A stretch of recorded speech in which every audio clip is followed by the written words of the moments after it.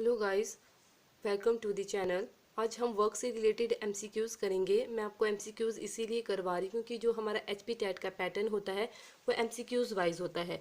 तो चलिए स्टार्ट करते हैं। Question number 1, force into displacement is equal to. For example मान लीजिए हमारे सामने एक ऑब्जेक्ट रखा हुआ है, हमने ऑब्जेक्ट के ऊपर जो है फोर्स लगाई, देन ऑब्जेक्ट में डिस्प्लेसमेंट हुई। तो फोर्स लगा के जो ऑब्जेक्ट में डिस्प्लेसमेंट हुई that is the work done. So option number B is the correct answer, that is the work is equal to the force into displacement. So question number 2, the unit of the work is. अभी हमने ऊपर discuss किया कि जो आपका work done होता है that is the force dot displacement. जो आपकी फोर्स होती है, फोर्स की यूनिट क्या होती है, न्यूटन होती है, एंड डिस्प्लेसमेंट की यूनिट क्या होती है, मीटर होती है। So newton metre, option number A is the correct answer, या फिर आप न्यूटन मीटर को जूल भी कह सकते हैं, बोलो तो joule. So newton metre is the correct answer. ये एसआई यूनिट होती है। Okay, SI unit. अगर इसकी सीजीएस यूनिट की बात करें, सीजीएस यूनिट तो होगी आपकी अर्ग, एंड एक जूल जो होता है आपका वो होता है 10⁻⁷ अर्ग के बराबर। और जो वर्क डन होता है that is the scalar quantity. Scalar quantity से मतलब है कि इसे डिस्क्राइब करने के लिए हमें मैग्नीट्यूड चाहिए। ओके, इसमें डायरेक्शन की उतनी इंपॉर्टेंस नहीं होती, इसमें मैग्नीट्यूड की इंपॉर्टेंस होती है। So option number A is the correct answer. Then उसके बाद हम बात करेंगे question number 3, the unit of work is joule. The other physical quantity that has the same unit. We know that the unit of the work is the joule. अभी हमने discuss किया था ऊपर। एंड द और पूछ रहे हैं कि जो और कौन सी फिजिकल क्वांटिटी है जिसकी सेम यूनिट है। तो फिजिकल क्वांटिटीज़ वो क्वांटिटीज़ होती है जिन्हें आप डिस्क्राइब कर सकते हैं। जो भी ये हमारे पास ऑप्शन दिए हैं ये सारी फिजिकल क्वांटिटी, क्योंकि इन्हें हम डिस्क्राइब कर सकते हैं। जैसे पावर है, पावर की यूनिट जो होती है आपके पास वो वॉट होती है। देन वेलोसिटी है, वेलोसिटी की यूनिट मीटर पर सेकेंड। एंड एनर्जी, एनर्जी की यूनिट होती है जूल। एंड आपके पास फोर्स हो गया, फोर्स की यूनिट होती है newton. So option number C is the correct answer. Then question number 4, a force of 5 Newton is acting on an object. The object is displaced through 2 meter in the direction of force. If the force act on the object all through the displacement, इसमें work done पूछा गया है। कोई object है उसके ऊपर आपने 5 Newton की फोर्स लगाई है, देन वो 2 मीटर तक डिस्प्लेस्ड हुआ है। सो वहाँ पे वर्क डन कितना होगा, अभी हमने फॉर्मूला पढ़ा, that is the work done is equal to the force into displacement. तो फोर्स है यहाँ पे 5 न्यूटन एंड डिस्प्लेसमेंट कितना हुआ, दैट इज द 2 मीटर। तो मल्टीप्लाई कर दीजिए 10 न्यूटन मीटर या फिर कहीं तो joule. So option number A is the correct answer.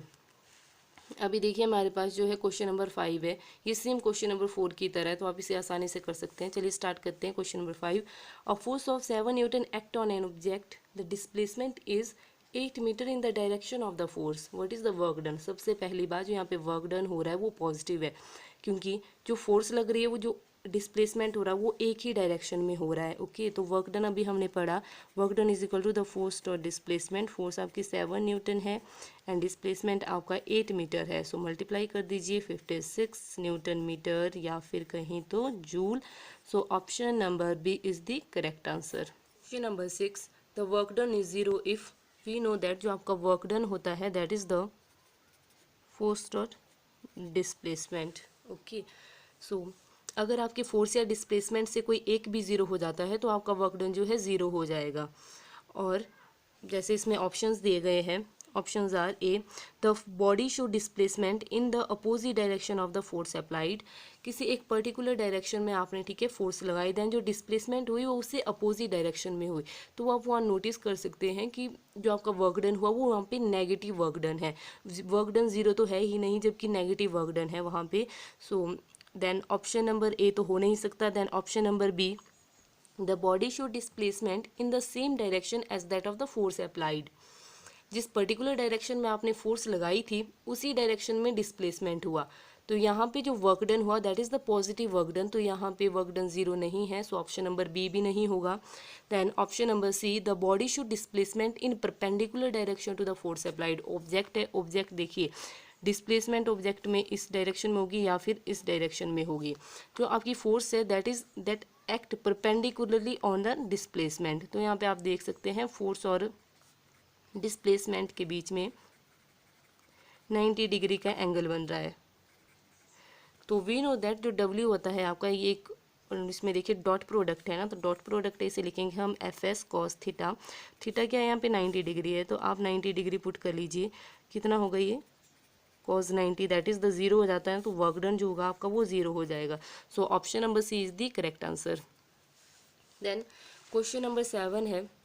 Question number 7 में बोला है कि when earth is moving in a circular path around the sun the work done in that case is zero. मान लीजिए ये सन है, अर्थ है, यहाँ पे अर्थ देखिए सन के अराउंड मूव कर रही है।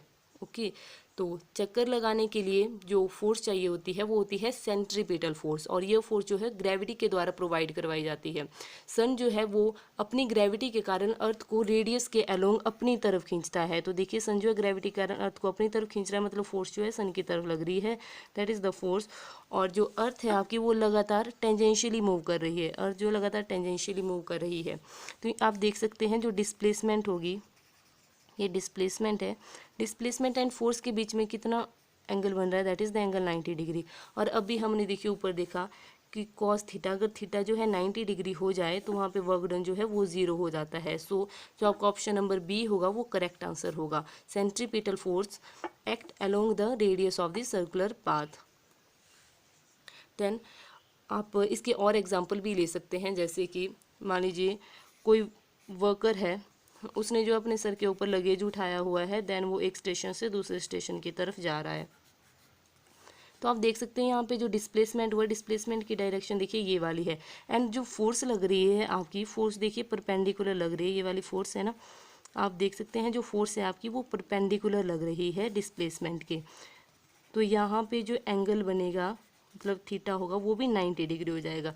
थीटा 90 डिग्री हो गया तो मतलब कि जो वर्क डन होता है वर्क डन भी ज़ीरो हो जाएगा।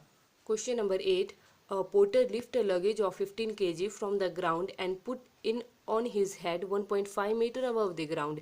Calculate the work done by him on the luggage. तो एक पोर्टर है, उसके द्वारा 15 kg लगेज जो है ग्राउंड से उठाया गया अपने सर के ऊपर। देन पूछा गया है कि जो वर्क डन होगा by him on the luggage कितना होगा, उसे कैलकुलेट, वर्क डन कैलकुलेट करना है हमें। सो हमारे यहाँ पे देखिए डिस्प्लेसमेंट है, डिस्प्लेसमेंट कितनी हुई है, जो आपका पोर्टर था उसने जो है लगेज को उठाया था ग्राउंड से 1.5 मीटर तक, तो 1.5 मीटर। एंड जो हमारे पास मास होता है, मास हमारे पास केजी में होता है। सो जो लगेज है, लगेज का मास होगा आपका 15 kg, and we know the formula work done पूछा गया है। So work done is equal to the force dot displacement, and हमें पता है जो फोर्स होता है वो होता है आपका मास इनटू द एक्सेलरेशन। ठीक है, पोर्टर है, पोर्टर ने अपने सर के ऊपर लगेज उठाया हुआ है, ठीक है, तो वो अर्थ की तरफ, देखिए अर्थ की तरफ जो है वो ग्रेविटी के कारण, जो उसका फोर्स है वो ग्रेविटी के कारण लग रही है। तो आप लिखेंगे force is equal to the M G. तो यहाँ पे लिख सकते हैं आप M G dot displacement, value put कर दीजिए। एम कितना है, मास कितना है आपके पास 15 kg, and G acceleration due to gravity की वैल्यू गिवन है, that is the 10 metre second inverse square. And उसके बाद आपके पास जो डिस्प्लेसमेंट है, डिस्प्लेसमेंट दिया है 1.5 मीटर, तो मल्टीप्लाई कर दीजिए इनको, दैट इज़ द 15, इन दोनों को पहले मल्टीप्लाई करते हैं, 15 kg, दैट ये आएगा आपका 15 मीटर सेकेंड माइनस 2 मीटर। अगर आप यहाँ पे देखेंगे तो मल्टीप्लाई करके आएगा 225, 15 into 50, that is the 225 kg metre second inverse, and metre को अलग रहने दीजिए। अब आप यहाँ पे देख रहे हैं कि जो एफ है, F is equal to M G लिखा है हमने, ठीक है, तो मास है आपकी, मास की वे मेज़र किया जाता है केजी में, और एक्सेलरेशन ड्यू टू ग्रेविटी, इसकी जो यूनिट होती है that is the metre second minus 2, and जो आपकी फोर्स की अनदर यूनिट होती है न्यूटन, तो मतलब इसको हम न्यूटन भी लिख सकते हैं, तो यहाँ पे हम न्यूटन भी लिख सकते हैं, न्यूटन मीटर। सो आपके पास आ गया न्यूटन मीटर को आप क्या लिख सकते हैं, joule. So work done is equal to the 225 joule. So option number A1 is the correct answer. Question number 9. A student carries a bag weighing 5 kg from the ground floor to his class on the first floor, that is 2 meter height. The work done by the boy is, question number 9 में बोला गया है कि एक student है, उसने bag उठाया, bag का मास दिया गया है 5 kg, और वो बैग जो है अपने ग्राउंड फ्लोर से फर्स्ट फ्लोर तक लेके गया, जो फर्स्ट फ्लोर है आपका वो 2 मीटर हाइट पे है। तो वर्क डन पूछा गया है बॉय के द्वारा कितना होगा। तो यहाँ पे आप देख सकते हैं जो हमें मास दिया गया है, वेट दिया गया है उसके बैग का, बच्चे के बैग का, तो वो है 5 kg एंड जो डिस्प्लेसमेंट हुई है वहाँ पे डिस्प्लेसमेंट है आपकी 2 मीटर। वर्क डन पूछा गया है तो वर्क डन का फॉर्मूला लगाइए। Work done is equal to the force into displacement. Force का हमने यहाँ पे पिछले क्वेश्चन में निकाला है, force is equal to the mass into acceleration due to gravity, that is the mg। F is equal to the mg, ये Newton second law से निकल जाता है, सेकेंड लॉ मोशन से निकल जाता है। F is equal to ma, then ये ग्रेविटेशन से निकलता है, न्यूटन लॉ ऑफ ग्रेविटेशन से। देन आप उसके बाद इनमें वैल्यू पुट कीजिए। मास जो है आपका 5 kg दिया गया है and acceleration due to gravity है, इसकी वैल्यू भी आपको गिवन है। देन आप डिस्प्लेसमेंट की वैल्यू पुट कीजिए यहाँ पे, दैट इज़ 2 मीटर। फिर इन्हें मल्टीप्लाई कर दीजिए, मल्टीप्लाई करेंगे 5 टू 10, 10 10 100। तो आंसर तो आप देख ही रहे हैं यहाँ पे डायरेक्ट, kg मीटर पर सेकेंड स्क्वायर एंड मास, इसे अलग, मीटर को अलग ही रखिए आप। तो देन यहाँ पे हमने देखा था जो फोर्स होता है, फोर्स की यूनिट जो होती है केजी मीटर पर सेकंड स्क्वायर भी होती है और न्यूटन भी होती है, मतलब इसी को ही न्यूटन भी कहा जाता है, तो आप इसकी जगह पे न्यूटन भी लिख सकते हैं। तो 100 न्यूटन मीटर। तो न्यूटन मीटर जो होती है उसे हम जूल कहते हैं, so that is the joule, ये वर्क की यूनिट होती है। So option number B is option number C is the correct answer.